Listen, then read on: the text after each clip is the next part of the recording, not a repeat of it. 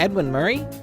7 o'clock in the morning. Today's the day! Secret of the Mimic came out today. Actually, it came out as I released this video. And once I'm done beating the game on stream, I will be making my full game recap video like I usually do. But obviously I can't make that right now. So I thought the most useful video I could make today is sort of a lore recap for anybody who wants to play Secret of the Mimic to get them up to speed as to what's going on. So if you're new to the franchise, an old veteran trying to catch up, or you just need a refresher, today's video will give you all the pertinent lore so you know as much as any other FNAF fan knows going into this game. And I'm going to try to stick to directly confirmed lore as much as possible, but obviously there's going to be some speculation that I will point out to when we get there. And if you're live watching this before playing the game, chat, can we get 5 gifted? And go follow RightosYT on Twitch. Alright, so first question's up. What is the Mimic? Like, what's going on here anymore? Well, that is a bit of a loaded question, and a big part of the reason why is most of the lore about this character is likely going to be inside of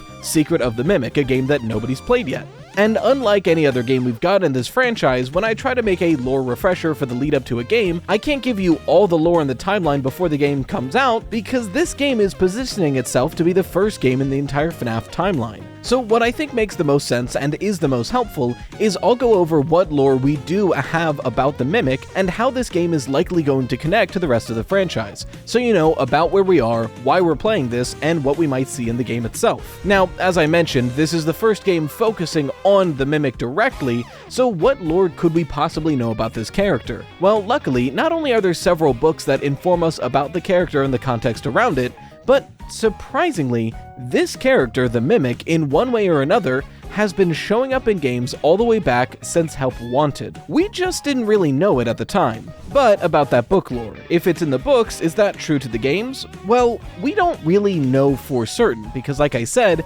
there's a lack of information from the games about this character. So I think it's most useful going into this game to know what the books do say about these characters, so we kind of have a gist of what's going on when we get into it. And if something in the game goes against something that we saw in the books, then that just colors how the game version of these events are going to take place. So, even though the games might prove what I say to be inaccurate, for now, this is everything we know about the Mimic going into the game. In the Tales from the Pizzaplex short story, The Mimic, we learn that a man named Edwin Murray was a genius inventor, and by his 20s he had enough success to buy a warehouse and Victorian-styled manor for him and his pregnant wife to move into so he could work in the warehouse and they could live as a family in the manor. But unfortunately, during childbirth, his wife died, leaving him alone with a child he wasn't ready to take care of. Eventually, 4 years later, he takes a contract from Fazbear to make several animatronic costumes for them. But he has constant trouble balancing the busy life of being a father watching your children and having a full-time job that requires your attention. But unlike a normal or good person would do and hire a nanny, Edwin decides to solve this mechanically. His idea is to make a robot that can learn from its environment and replicate it,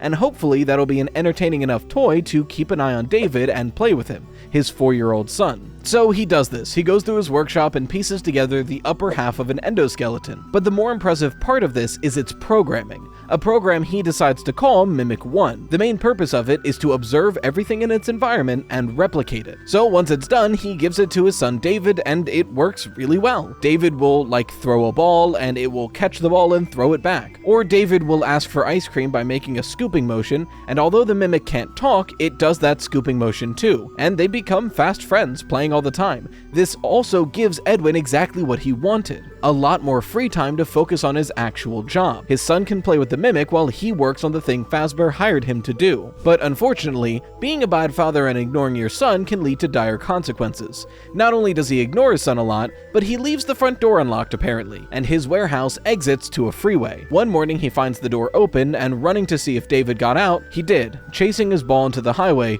David dies in oncoming traffic. The next few weeks are spent in a grief spiral where Edwin is barely conscious, but eventually he snaps to when he sees the Mimic, his own creation, continuing to copy David, holding David's favorite white tiger plushie and asking for ice cream. This is too much for Edwin, and he ruthlessly beats the Mimic inoperable and just kind of disappears. We don't know what happens to Edwin. after this moment. All we know is the story cuts to some point in the future when, after failure to respond or show up at all, Fazbear sends teams to reclaim whatever Edwin was working on for the company. The team we follow find out that they're not the first team Fazbear had sent, and the first team encountered this mimic endoskeleton, and they decided to repair it and give it legs. Once it was able to move, it proceeded to do its chores like it had learned, but instead of doing them normally, it does this in a way that kills the team Fazbear sent, hanging someone on a coat hanger, crushing someone into a refrigerator, things like that. And soon after finding this out, the mimic then corners them and kills them off one by one. And that's the story, The Mimic. Now, if you've been paying attention to the marketing surrounding Secret of the Mimic, a lot of what I just said makes sense. The gameplay trailer we got earlier this year told us that we are being sent by Fazbear to reclaim the Mimic from Edwin Murray, and we're going through a warehouse, so all of this is starting to line up. We're one of these teams Fazbear sent. It's important to note that the trailer states that Edwin made the Mimic for Fazbear, but in the story, Edwin made the Mimic on his own time while working on a Fazbear contract. Now, Fazbear could just be lying here, that's not a huge issue, but it's important to point out. This could be one of those inconsistencies I talked about. But all that lore aside, is this it? Is this whole Secret of the Mimic game only tangentially related to Five Nights at Freddy's? If this is all the lore we have, how did the Mimic endoskeleton end up in the basement of Security Breach in the old FNAF 6 location? What happened in the middle of all of this? Well, a lot of it we don't know, but we do have some more added context from the books and the games. All of the epilogues for the Tales from the Pizzaplex series of books feature the Mimic and what it's doing currently in the timeline. The first one shows that during the creation of the Pizzaplex, several construction workers received a shipment of endoskeletons for the place, and they noted it was weird that this was arriving so early. But one of the construction workers noticed that one endoskeleton, one that was severely burnt except for a shiny new head, had incredibly complex programming in it, and he was able to modify it to do their job for them. Take off the arms and head of an animatronic and throw them into a pile. And it does this very well. It does this almost too well.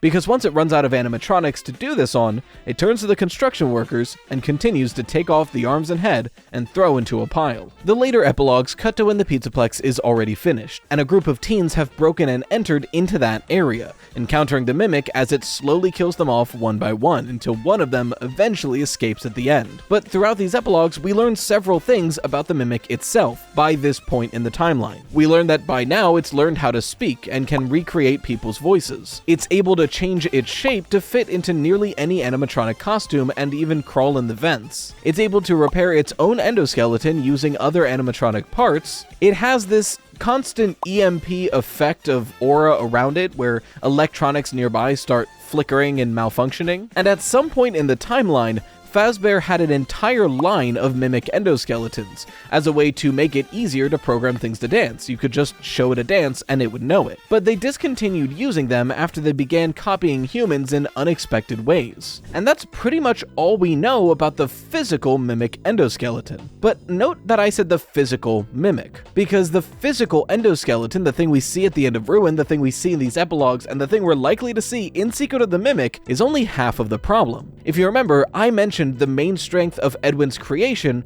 was its programming. The Mimic 1 program, something that we see is put into a lot of products in those Murray Co. commercials we've been getting every week. Real quick intermission, this is not a sponsor, but it is kind of an ad for myself. Hi, I'm Riley, or Rytoast.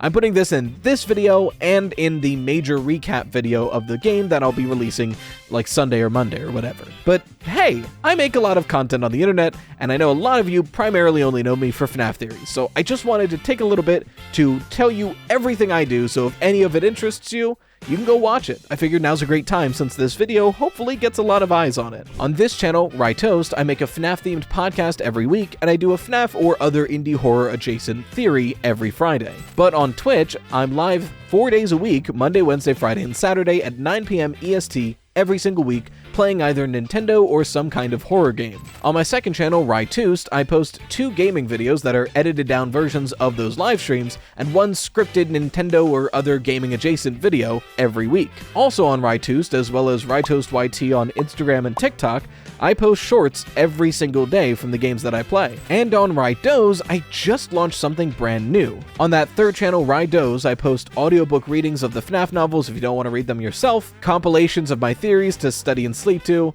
a podcast with my wife called Etc., and just yesterday is the first episode, something I'm super excited for, of Heroes and Misfortunes, or HAM for short. It's a pre-recorded and edited D&D live play, where I'm the DM, and the players are my wife, Dan Seibert, David Barron, and Posture Spec.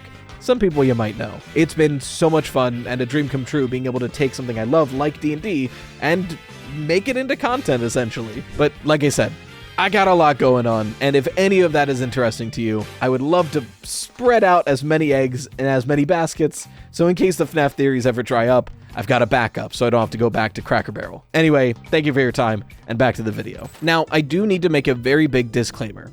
So far, I've just stated things directly from the books, and I'm going to start dipping into speculation about the games based off of information from the books. So, everything I'm saying here could be wrong. Take it with a grain of salt, but this is generally agreed upon lore in the fandom. In the books, the storyteller, shows us that the Mimic One program is able to affect different machines in different ways, often able to take over control of them. That, plus a lot more evidence, points to the idea that Glitchtrap, this digital manifestation we saw all the way back in Help Wanted 1, is at least part, if not only, a manifestation of the Mimic One program. Think about it. We know that the Mimic One program's main directive is to observe its environment and replicate it. What would happen if that program was put into Help Wanted, a VR game that essentially chronicles every horrible thing that Fazbear has ever done? It would likely want to continue doing it. There's so much fur! I ordered a, glove fur remover, but it doesn't come until tomorrow. I need to record today. Hopefully it's good, because my lint roller sucks. We can see some of the actions Glitchtrap does seem to reference this mimicking ability. The way Glitchtrap speaks is copying and slowing down the speech of the cassette tapes we see in-game. The first one says, "Hello, can you hear me?"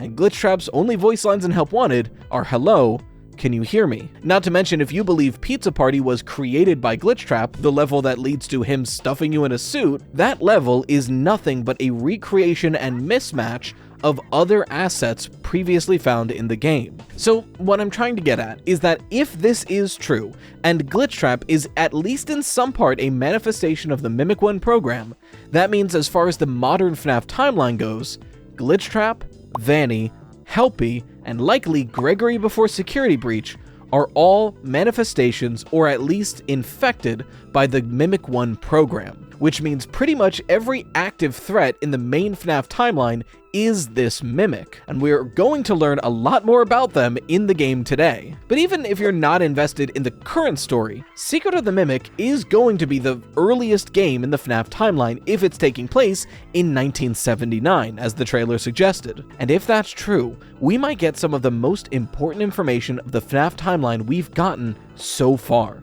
And it's all related to Murray's costume manor. Edwin Murray's main business in the games seems to be making costumes, and I've been speculating for some time what Edwin made for Fazbear in the games. In the books, it's suggested that he was contracted to make the Freddy Fazbear original animatronic suits, and whether or not he finished them, that seemed to be his original contract with Fazbear. But we know for nearly fact that in the games, Henry Emily was the one who made the Fazbear suits. So if that's true, what did Edwin make in the games? Either he was contracted to but never finished, or he made a different set of suits. I'd been suggesting for some time now that Edwin Murray might have been the one to originally create the Springlock suits. After all, we have no direct evidence saying who made those. Many people assume it was William because they're worse than Henry's creations. Some people suggest that Henry made them, and that's why William is so upset with him after one of the Springlock suits kills his youngest son. But all of this was pure speculation with very little evidence.